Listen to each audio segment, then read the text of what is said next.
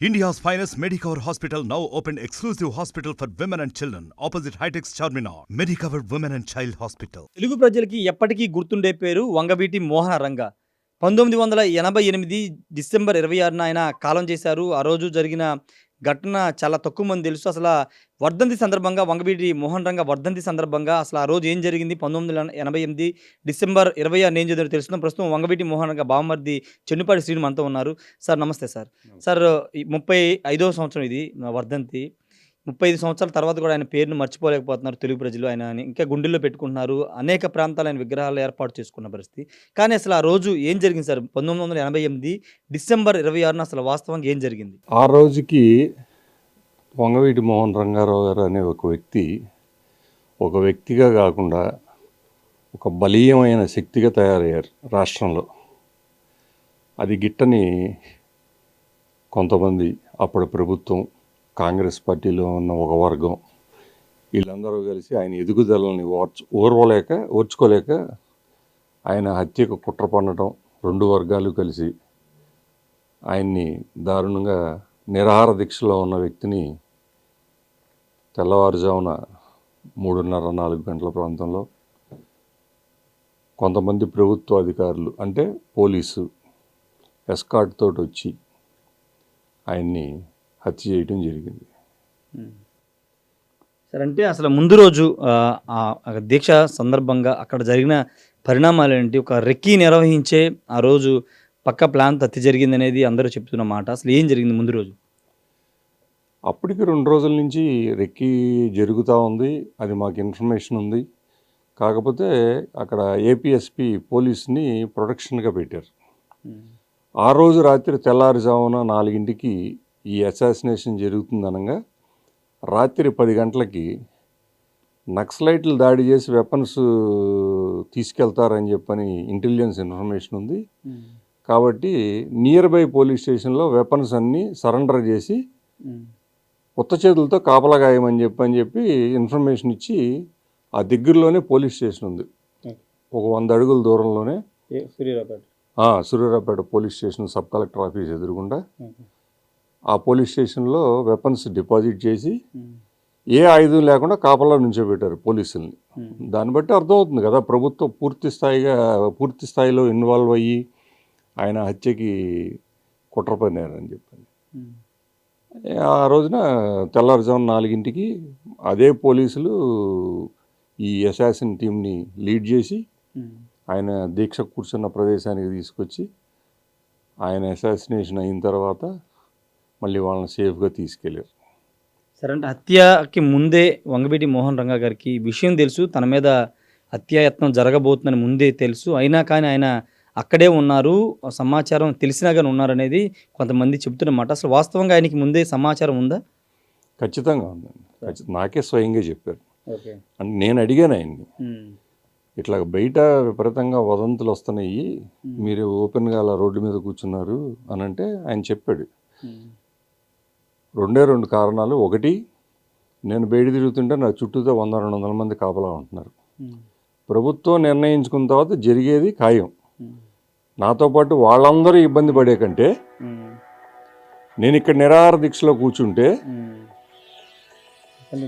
దాడి చెయ్యరు అనే ఒక ధైర్యం, ఒకవేళ దాడి చేస్తే నా ఒక్కడితోటే ఆ సమస్య పోతుంది అని చెప్పి స్వయంగా ఆయనే చెప్పాడు. సరే అంటే మీతో ఆయన బాండింగ్ ఎలా ఉండేది? అన్ని విషయాలు షేర్ చేసుకునే వాళ్ళ? ఆ రోజు మీతో ఈ మాటలు అన్నారు కదా, ఇంకా ఏమన్నా దీని గురించి అంటే ఈ హత్య ప్లాన్ జరుగుతుందనే విషయాలు ఇంకేమైనా పంచుకున్నారు మీతో? లేదు, అవన్నీ ఏం పంచుకోలేదు. బట్ ఆయనకు ఒక గొప్ప లక్షణం ఏంటంటే ఏ నిర్ణయం తీసుకోవాలన్నా ఒక టీం అందరినీ అడిగి ఆ బెస్ట్ అవుట్కమ్ని కన్సిడరేషన్లో తీసుకుని నిర్ణయం తీసుకునేవాడు ఆయన. ఎప్పుడు కూడా ఆయన పందా అదే, 10 మంది కూర్చోబెట్టి ఇదిగో ఈ సమస్య ఇలా ఉంది, దీని మీద మనం ఎట్లా చేస్తే బాగుంటుంది అని చెప్పి సమిష్టి నిర్ణయమే చేసేవాడు ఆయన. కాకపోతే ఈ విషయం గురించి అయితే పెద్దగా ఎక్కువ ఏం పంచుకోలేదు. నేను అడిగితే చెప్పాడు ఆయన సమాధానం, ఆయన ఏం షేర్ చేసుకోలేదు. సార్ హత్య సరిగ్గా ఏ టైంలో జరిగింది ఆ రోజు 26 డిసెంబర్ 26 1948లో? తెల్లవారుజామున 3:30, 4 మధ్యలో జరిగింది. ఓకే. ఇప్పుడు ఆ తర్వాత జరిగిన పరిణామాలు ఒకసారి మీరు గుర్తు చేసుకుంటే ఏమనిపిస్తుంది సార్? హత్య జరిగిన పరిణామం గాని, తర్వాత రాష్ట్రంలో జరిగిన వాతావరణ పరిస్థితులు గాని, బీబీసీ లాంటి ఒక సంస్థ వచ్చి ఇది కవరేజ్ చేయడం ఇవన్నీ అది ఎవరు ఊహించిన పరిణామం అండి. ఆయన చనిపోయిన తర్వాత ఉవ్వెత్తున ఆయన అభిమానులు ప్రజల నుంచి రియాక్షన్ రావటం, ఆ రియాక్షన్ని కొంతమంది అవకాశవాదులు అడ్వాంటేజ్గా తీసుకొని ఈ అవకాశాన్ని ఇళ్ల మీద దాడి చేయటం, షాపుల మీద పడి లూటీ చేయటం, ఇలాంటి దుర్మార్గపు కార్యక్రమాలన్నీ చేశారు. దాని వెనక కూడా ప్రభుత్వం ఉందని చాలా బలంగా నమ్ముతాను నేను. ఎందుకంటే అది చేస్తే రంగా గారి హత్య మరుగున పడిపోద్ది అనుకున్నారు. సరే ఇక్కడ అంటే వర్ధంతి సందర్భంగా అన్ని చోట్ల రంగా గారి విగ్రహాన్ని నివాళులు పూలమాలేసి నివాళులు అర్పిస్తున్నారు. కానీ ఆయన ఆశయాలని లేకపోతే ఆ సామాజిక వర్గం ఎవరి కోసం అయితే ఆయన బడుగు బలహీన వర్గాల కోసం ఆయన నిలబడ్డారో వాళ్ళకి ఇప్పుడుకి న్యాయం జరుగుతుంది అనుకుంటున్నారు మీరు? న్యాయం జరుగుతుందా అంటే చెప్పలేను కానీ, బట్ మీరు అన్నట్టు అన్ని వర్గాలు, అన్ని మతాలు, కులాలలో కూడా ఆయన అభిమానులు ఉన్నారు కాబట్టి ప్రతి చోట రంగా గారిని అభిమానించే వాళ్ళు వాళ్ళకి న్యాయం చేయడానికి ప్రయత్నం చేస్తారనే నమ్మకం అయితే ఉంది. సరే ఇప్పుడు అంటే 35 సంవత్సరాలు అయిపోతుంది. కానీ ఇప్పటికీ ఆయన పేరు గుర్తుపెట్టుకోవడం, ఆయన విగ్రహాలను ఇంకా ఈ తరం వాళ్ళు కూడా ఏర్పాటు చేయడాన్ని ఎలా చూస్తారు? 3 తరాలు దాటి 4వ తరం ఇది. ఇప్పటికి 30 ఏళ్ళ వయసులో వాళ్ళు కనీసం ఆయన ముఖం ఎలా ఉంటుందో కూడా తెలియని వాళ్ళు కూడా ఆయన దీన్ని ఇన్స్పైర్ అయ్యి చేస్తూనే ఉంటారు. ఆయన వర్ధంతులు, జయంతి కార్యక్రమాలు చేస్తుంటారు. మొన్న ఈ మధ్య రీసెంట్గా హైదరాబాద్ నుంచి ఒక 25, 26 ఏళ్ళ వయసు కుర్రోళ్ళు 2-3 కార్లు వేసుకుని వచ్చారు. అసలు మీకు మీ వయసు ఎంత, మీరు ఎప్పుడు చూడలేదు, మీరు ఇక్కడ దాకా వచ్చారు రాధాతోటి ఫోటోలు దిగటానికని అంటే వాళ్ళు చెప్తున్నారు, మా పేరెంట్స్ చెప్తారండి మాకు ఆయన గొప్పతనం గురించి, అందుకని మేము ఇన్స్పైర్ అయ్యి ఒక్కసారన్న ఆ రంగా గారి అబ్బాయితో ఒక్క ఫోటో దిగితే చాలు అనే ఒక బలమైన కోరిక మాకు, అందుకని అందరం కలిసి వచ్చాము అని చెప్పి నన్ను నా దగ్గరికే వస్తే నేనే తీసుకెళ్ళా. వాళ్ళందరూ చక్కగా అందరూ ఒక 2 గంటలు 3 గంటలు ఆయనతో స్పెండ్ చేసి ఫోటోలు అయ్యి, అంటే పెద్ద తరం వాళ్ళు క్యారీ చేస్తున్నారు ఆయన. నేను అనేది అదే, ఒకళ్ళు ఒక వ్యక్తి ఒక వీళ్ళ ద్వారానో న్యాయం జరగట్లా. ఆయన అభిమానించే ఆ తరం వాళ్ళందరూ కూడా ఆ లెగసీని క్యారీ చేస్తున్నారు. కొన్ని లక్షల మంది ఆ లెగసీని క్యారీ చేస్తున్నారు.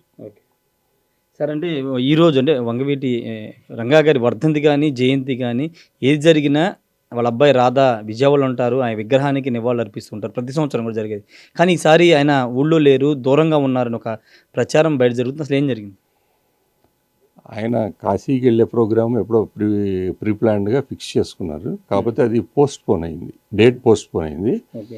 సరే క్యాన్సిల్ చేసుకోవటం బాగోదు, దేవుడి దగ్గరికి కదా వెళ్ళేది కాశీ అని చెప్పి వాళ్ళ సిస్టర్కిను వాళ్ళ వైఫ్కి వాళ్ళ బాధ్యతలు అప్పచెప్పి ఆయన కాశీ వెళ్ళాడు. బహుశా మధ్యాహ్నానికి వచ్చేస్తాడు. ఆల్రెడీ కాశీ నుంచి బయలుదేరాడు ఫ్లైట్లో, హైదరాబాద్ ల్యాండ్ అవ్వడం, హైదరాబాద్ నుంచి బయలుదేరి కూడా వస్తున్నాడు. మధ్యాహ్నం 2 o'clockకి విజయవాడలో, సాయంత్రం 4-5 విగ్రహావిష్కరణలు ఉన్నాయి. తర్వాత అక్కడ పక్కన ఏం బాగున్నది, ఆయన ఇంటి పక్కన కాదు భవన్ ఏదో ఉంది కదండి పక్కన, దాంట్లో కార్యక్రమం ఏదో పెట్టారు, రంగగారి వర్ధంతి కార్యక్రమం, దానికి అటెండ్ అవుతాడు. ఓకే. వాళ్ళ అమ్మాయి ఆశా గారు ఈరోజు మీడియాతో మాట్లాడడం జరిగింది. రాజకీయ అరంగేట్రం గురించి ఆమె స్పందించలేదు, కానీ ఆమెకి ఇంట్రెస్ట్ ఉందా లేదా ఏంటి సార్? మొదటిసారి మీడియా ముందుకు వచ్చి మాట్లాడారు. నేను మాట్లాడినా ఇవాళ ఆమె డైరెక్ట్గా మాట్లాడిందిగా, ఇంకా నేను దాని మీద ఏం కామెంట్ చేస్తానేమని ఉంటే ఆమె చెప్పాలి. అంటే ఇది సందర్భం కాదు, ఖచ్చితంగా స్పందిస్తానన్న ఒక మాట మాట్లాడారు. అదే ఆమె మాట అన్న తర్వాత ఇంక దాని మీద నా కామెంట్ ఏముంటుంది ఇంకా. అంటే రావచ్చనే ఖచ్చితంగా అభిమానులు కానీ అంతా అనుకో, నాకు తెలియదు ఆ విషయం ఆమె చెప్పాల్సిందే. Thank you sir. మొత్తంగా అయితే ఒకటే చెప్తున్నారు, 1988 డిసెంబర్ 26న ముందస్తు కంటే 3 తెల్లవారుజామున 3-4 గంటల మధ్యలో రంగా హత్య జరిగింది. అయితే ఇదంతా ప్రీ ప్లానెడ్‌గా జరిగిన హత్య అనేది చెండుపాటి శ్రీను చెప్తున్నారు. ముందు రోజు కూడా తనతో మాట్లాడారు. దీనికి సంబంధించి అంటే ఇక్కడ చాలా గొప్ప విషయం ఏంటంటే తన మీద హత్యా ప్రయత్నం జరుగుతుందని తెలిసి కూడా పోలీసులు వెపన్స్ అన్నీ కూడా దాచిపెట్టేసిన ప్రయత్నం జరిగినప్పటికి కూడా ఆయన వెనక్కి తగ్గలేదు. చేసే పనిని ఖచ్చితంగా ముందుకు తీసుకువెళ్ళాలి. పేదల కోసం ఏ మాట అయితే నిలబడ్డానో ఆ మాట కోసం నిలబడాలనే ఉద్దేశంతో ఆయన దీక్షను కొనసాగించారు. ఆ దీక్షలోనే ఆయన హత్య గావించబడ్డారు. ఏదేమైనప్పటికీ 35 సంవత్సరాలు గడుస్తున్నా ఇప్పటికీ ప్రజల గుండెల్లో చిరస్థాయిగా వంగవీటి మోహన్ రంగా నిలిచిపోయారని ఖచ్చితంగా చెప్పుకోవచ్చు. Camera person ఫన్నీతో Rayesh TV Vijayawada నుండి. మరిన్ని వీడియోస్ కోసం ఛానల్ ని సబ్స్క్రైబ్ చేయండి. లేటెస్ట్ అప్డేట్స్ కోసం వాట్సాప్ ఛానల్ ని ఫాలో చేయండి. అండ్ లింక్ డిస్క్రిప్షన్ లో ఉంది.